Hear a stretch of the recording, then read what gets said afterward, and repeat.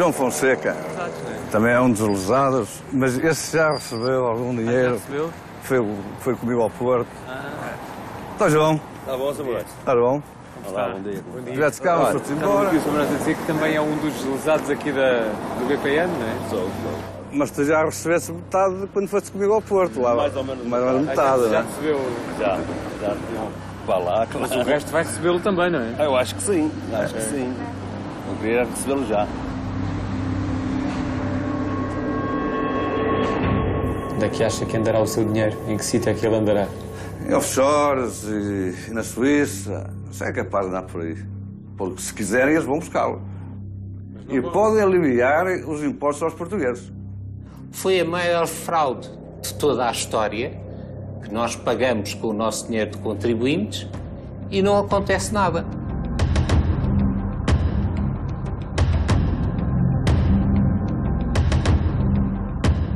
O julgamento do caso BPN começou em finais de 2010. Junta 16 arguidos e mais de 300 testemunhas. Em final de novembro de 2012, tinham sido ouvidas apenas 9 em 206 sessões. O interrogatório a esta testemunha durava há 39 dias, praticamente 80 sessões. António José Duarte foi assessor de todas as administrações do BPN, privado e público. Um lugar-chave que lhe prolongou a presença em tribunal até ao dia 15 de janeiro de 2013. 44 dias de interrogatório, 98 sessões. Para além deste mega processo, já em julgamento, o BPN gerou outras 2 acusações, permanecendo em investigação um diverso conjunto de outros indícios criminais. O BPN ficará certamente na história da justiça portuguesa.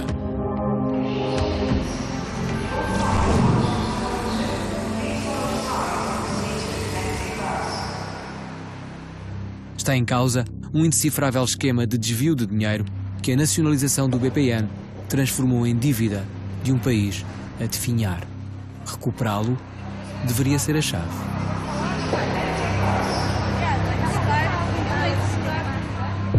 My name is Frank Erkens. I'm managing partner of Holland Integrity Group. Most of my life I worked in the field of financial economic crime. Frank Erkens é um farejador.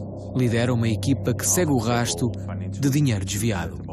We work on, I believe, more than 20 international projects with a total amount of 3 billion.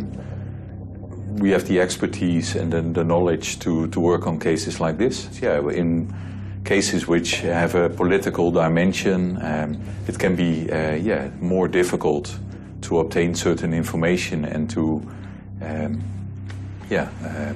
get the full picture.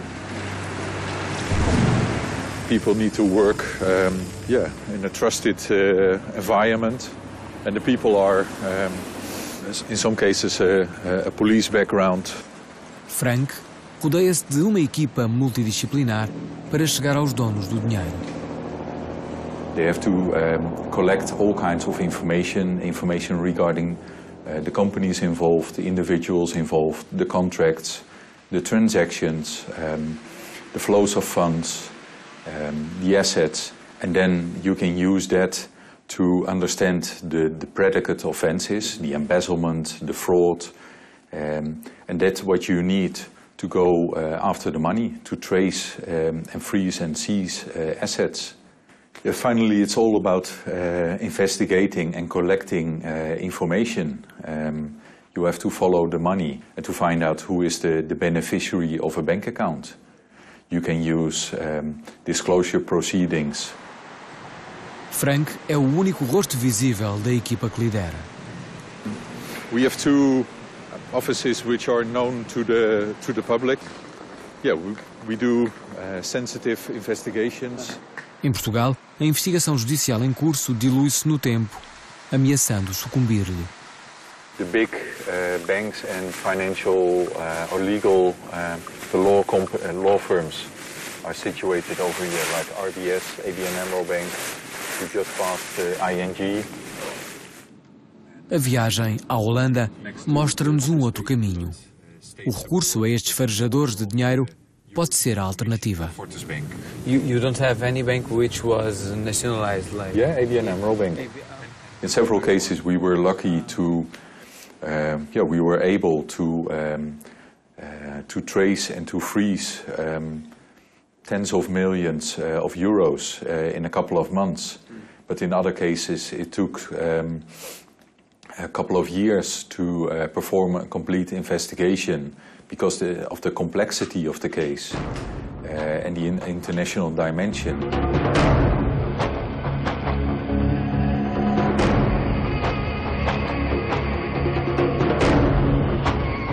Um ex-diretor e 2 funcionários do BPN que integram o grupo dos que aceitaram conversar com a SIC, mas que não permitiram a recolha de imagens das conversas, utilizam o termo caixote para classificar o buraco das contas abertas em offshore.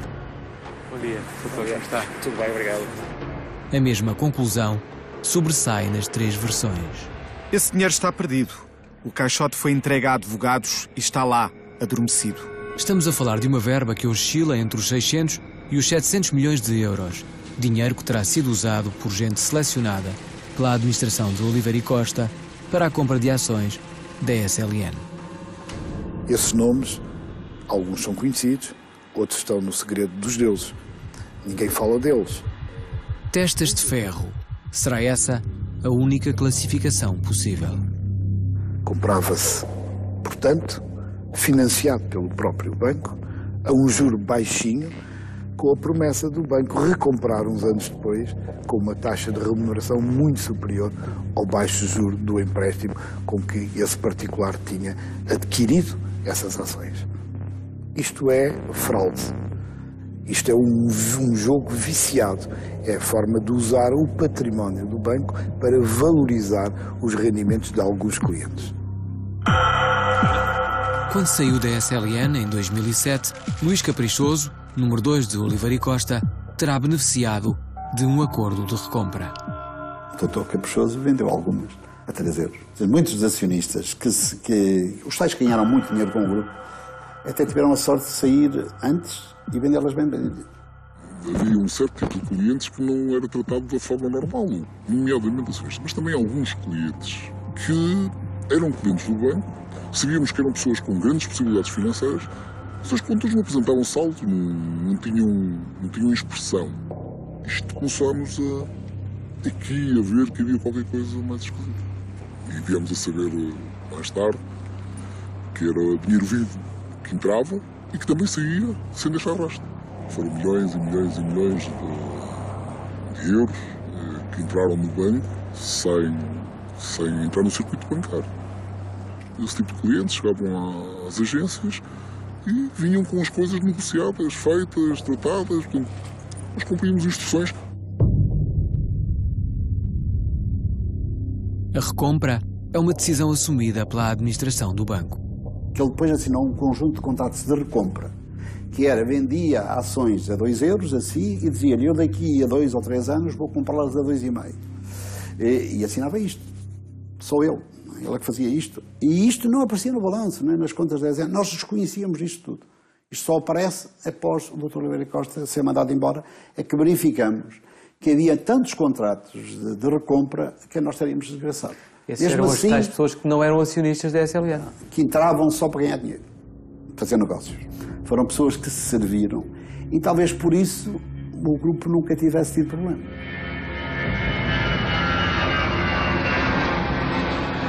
O último beneficiário das contas abertas em offshore é a Sociedade Lusa de Negócios. Nenhuma responsabilidade estará a ser imputada àqueles que verdadeiramente ganharam o dinheiro.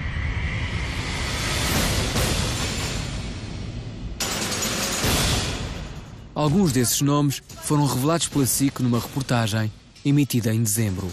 Duarte Lima e Arlindo Carvalho, por exemplo, parecem corresponder ao perfil do testa de ferro. Mas na lista dos potenciais testas de ferro sobressai uma personagem mistério. Ricardo Oliveira, um empreendedor, terá caído nas boas graças de Oliveira e Costa. Poucos o conhecem, poucos o viram. Esta foi a única imagem que encontramos dele. Eis o retrato possível desta enigmática figura. Partiu do zero. No final dos anos 80, fez fortuna no setor imobiliário, estabelecendo pontes com dinheiro fresco vindo do norte da Europa. Dois homens que estiveram próximos do antigo presidente do BPN e da SLN garantem-nos que Ricardo Oliveira conquistou influência, trazendo negócios para o grupo que, numa primeira fase, se revelaram rentáveis. O empreendedor ter-se-á apercebido das fragilidades do grupo, ameaçando revelá-las. O silêncio pode ter custado a Oliveira e Costa investimentos imobiliários ruinosos, patrocinados por Ricardo Oliveira. Ricardo Oliveira é arguido no processo principal em julgamento desde 2010 e num processo filho do BPN, onde também são arguidos o ex-ministro da Saúde, Arlindo Carvalho, e o ex-deputado do PS, José Neto. Ricardo Oliveira recusou prestar declarações à SIC. Numa escala infinitamente mais pequena, Cavaco Silva beneficiou de um dos acordos de recompra que marcaram a gestão de Oliveira e Costa. O Presidente da República e a filha lucraram mais de 350 mil euros em 2 anos e meio.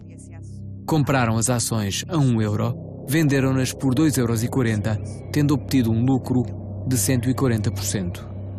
Nenhum ilícito criminal, porém, pode ser imputado ao Presidente da República.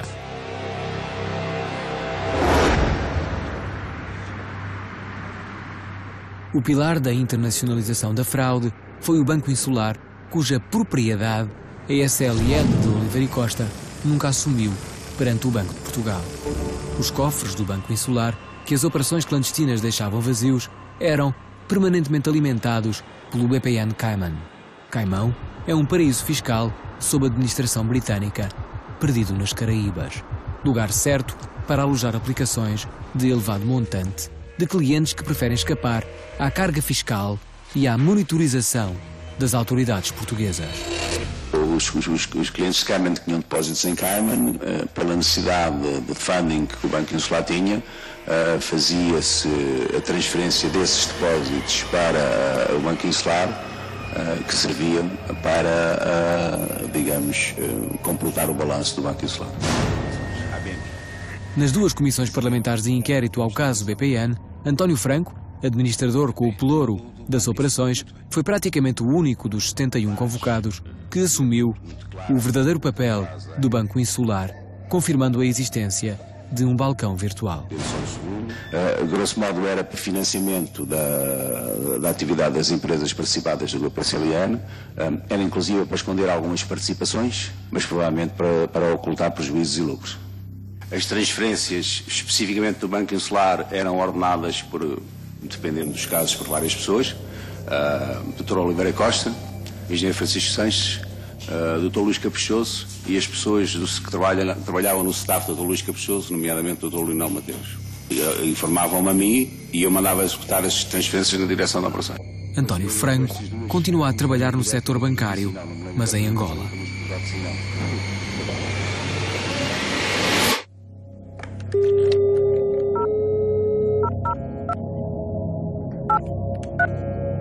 Contactámos o diretor de contabilidade do BPN nos tempos de Oliveira e Costa, que garantiu nunca se ter apercebido da existência de operações fora de balanço. Seria possível falar com o Sr. José Gomes da Silva, se faz favor? José Gomes da Silva não se mostrou disponível para mais esclarecimentos.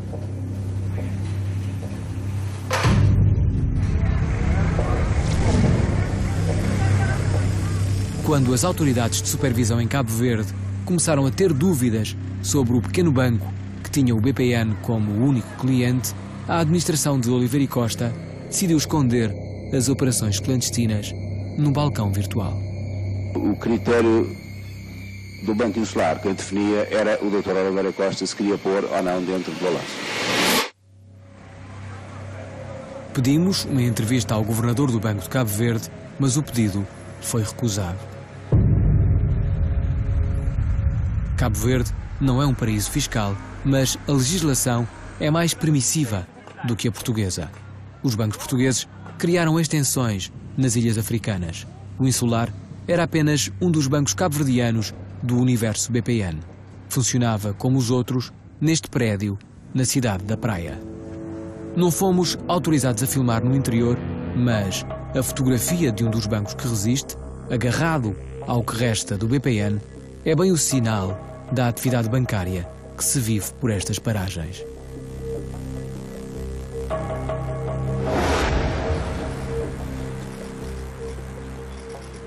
José Vaz Mascarenhas, arguido do processo BPN, próximo de José Oliveira e Costa, terá contribuído para manter a propriedade do Banco Insular indetetável da supervisão portuguesa. Chegámos a ter encontro prometido com ele, mas a data nunca chegou a ser marcada. Na comissão de inquérito em 2009, Mascarenhas esforçou-se por desfazer todas as dúvidas. Atenção, muitas dessas operações a que o Sr. Deputado se refere contam-se entre as tais fora do balanço. E, portanto, nada tem a ver com o Banco Insular, nem nunca passaram pelas minhas mãos, nem nunca as homologuei, nem nunca assinei nenhuma ordem de transferência que a elas dissesse respeito. Dando acesso ao Banco Insular, o Dr. Vaz Mascarenhas ficaria a saber a realidade e a dimensão do Banco Insular. O Banco Insular integrava o universo da SLN, ainda que de forma disfarçada, desde finais de 2001. Mágicos de renome já tinham feito desaparecer aviões.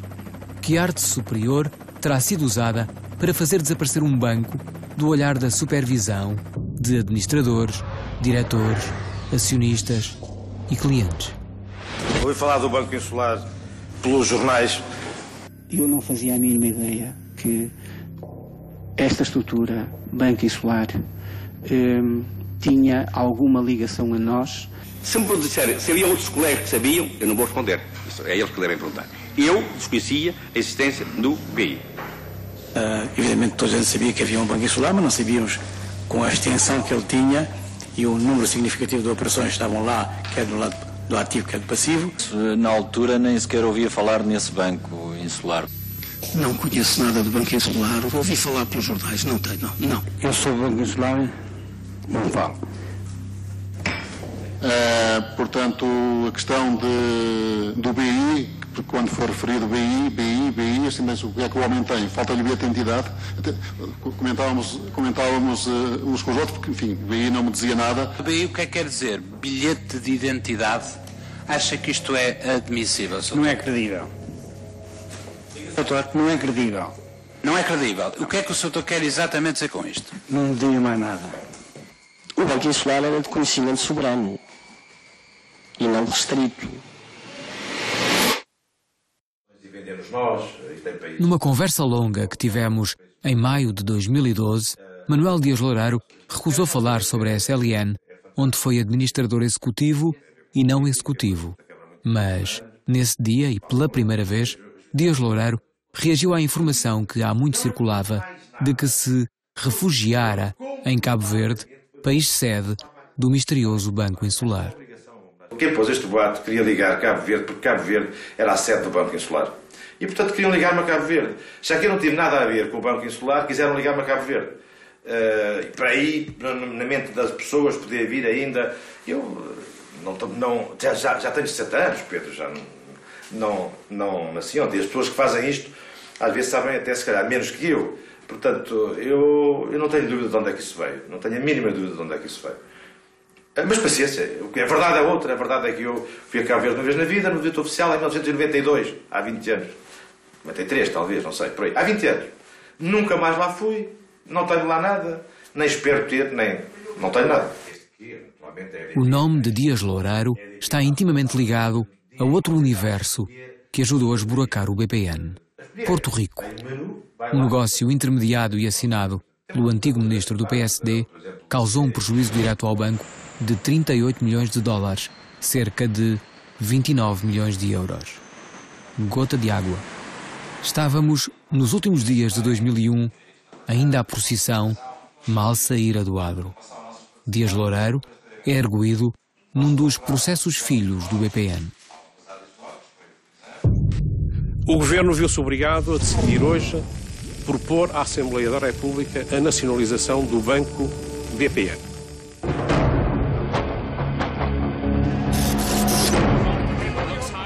2 de novembro de 2008, a banca americana sucumbirá à crise do subprime. O mundo da alta finança era, afinal, uma tremenda ilusão. A bolha rebentou. A nacionalização do BPN é também fruto do alarme global. Depois da saída de Oliveira e Costa, os acionistas da SLN acreditavam ter descoberto o caminho, colocando no banco Miguel Cadilho.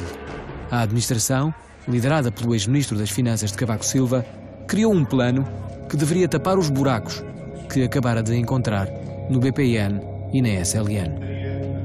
Quando nós chegamos ao BPN, mandamos fazer umas auditorias. Detectamos 700 milhões, números redondos, de imparidades. Dissemos aos acionistas, meus senhores, temos esta situação assim, precisamos de reforçar os capitais. A administração Cadilho montou uma operação de recapitalização do BPN que envolvia investimento privado e público. O Estado deveria entrar com 600 milhões de euros a título de empréstimo. E recusei essa proposta porque não podia aceitar que fossem os contribuintes portugueses a pagar as perdas ou a suportar grande parte das perdas acumuladas por esta instituição. Entre problemas de falta de liquidez, descobertos injustificados, crédito mal parado e despido de garantias, ativos altamente desvalorizados, antes sobrevalorizados, negócios ruinosos, as perdas identificadas após a nacionalização rondavam os 2.000 milhões de euros. Estávamos em janeiro de 2009. Em 2013, 5 anos depois da saída de Oliveira e Costa, sabemos que o prejuízo para os contribuintes pode afinal chegar aos 7.000 milhões de euros. A responsabilidade não termina na gestão de Oliveira e Costa. A gestão nacionalizada do BPN, a venda ao BIC a preço de saldo, não podem ficar de fora da cratera que a todos nos engole.